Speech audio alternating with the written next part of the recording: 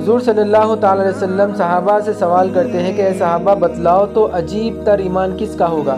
सहाबा सोच में पड़ जाते हैं और जवाब देते हैं कि मलाइका का ईमान होगा। आका करीम सल्लल्लाहु ताला अलैहि वसल्लम इरशाद फरमाते हैं कि जो दिन रात अल्लाह रब्बुल इज़्ज़त की तस्बीह बयां करते हैं उनका ईमान लाना कैसे अजीब होगा। सहाबा फिर सोच में पड़ जाते हैं, फिर जवाब देते हैं कि अम्बिया और रसूल का होगा। हुजूर इरशाद फरमाते हैं कि जिनके ऊपर किताबें नाजिल की हो, जो अल्लाह के अम्बिया और रसूल हो, उनका ईमान लाना क्या अजीब होगा। सहाबा फिर सोच में पड़ जाते हैं और सोचकर जवाब देते हैं कि या रसूल अल्लाह, हो सकता हमारा ईमान अजीब होगा। आका इरशाद फरमाते हैं कि जो दिन रात मुझे तकता रहे और जो दिन रात मुझसे तालीम हासिल करता रहे, उनका ईमान लाना क्या अजीब होगा। फिर सहाबा सोच में पड़ जाते हैं और खामोश हो जाते हैं। फिर हुजूर इरशाद फरमाते हैं कि जो आज से 1400 साल बाद जो उम्मत आएगी, जो ना मुझे देखेगी ना मुझे सुनेगी, उनका ईमान अजीब तर ईमान होगा।